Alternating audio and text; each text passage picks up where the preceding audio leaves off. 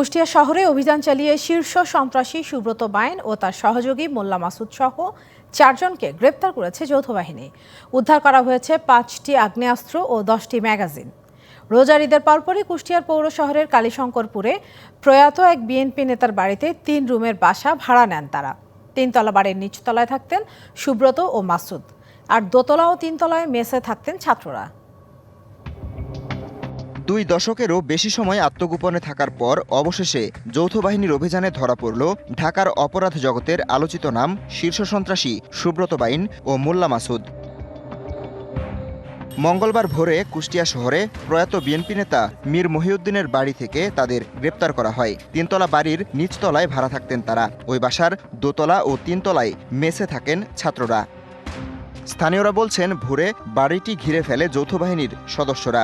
বাড়ির তালা খোলার পর 20 থেকে 30 জন সেনা সদস্য মেসের সব বাসিন্দাকে 2য় তলার একটি ও 3য় তলার একটি কক্ষে রাখেন। এরপর পুরো বাড়ি তল্লাশি করে গ্রেপ্তার করা হয় 4 জনকে। হঠাৎ করে আমাদের দরজায় আমরা নক শুনতে পাই, তো খোলা মাত্রই দেখি যে সেনাবাহিনীর কিছু সদস্য, তো তারা আমাদেরকে বলে যে এখানে একটা অপারেশন পরিচালনা হচ্ছে, এখানে আমরা কুখ্যাত সন্ত্রাসীদের আস্তানা হিসাবে জানতে পেরেছি। নিচে চলে আসে এবং দরজা খোলার জন্য অনুরোধ জানায়, কিন্তু দরজা না খোলার পরবর্তীতে তারা দরজাটা ভেঙে প্রবেশ করে। শাইনি চুলে এখন হবে সব হেয়ারস্টাইল। সিল্কোর দ্বিগুণ শাইনি চুল প্রতিদিন। 6টার দিকে কিছু শব্দ শুনতে পাই, শোনার পরে আমার জানালা খুলে দেখতে পাই যে এই বিল্ডিংটা পুরা আর্মিতে ঘিরে ফেলছে। 20 মিনিট পরে দেখলাম 2 জন লোককে এখান থেকে তারা কালো গাড়িতে নিয়ে চলে যায়। গ্রেপ্তারের পর সুব্রত বাইন ওরফে ফাতেহ আলী, আবু রাসেল মাসুদ ওরফে মোল্লা মাসুদ, শোটার আরাফাত এবং শরীফকে ঢাকায় আনা হয়।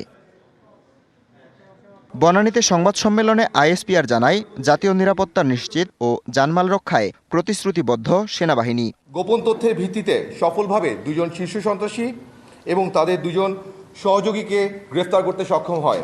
অভিযান চলাকালে তাদের কাছ থেকে উদ্ধার করা হয়েছে 5টি বিদেশি পিস্তল, 10টি ম্যাগাজিন, 53 রাউন্ড অ্যামুনিশন এবং একটি স্যাটেলাইট ফোন। এই চক্রটি দেশের বিভিন্ন অঞ্চলে হত্যা, চাঁদাবাজি এবং নাশকতা চালিয়ে এসেছিল। সংবাদ সম্মেলনে আরও জানানো হয়, তাদের বিরুদ্ধে পরবর্তী আইনি ব্যবস্থা প্রক্রিয়াধীন। শীর্ষ সন্ত্রাসী দলের অন্যতম নেতা। DBC news desk.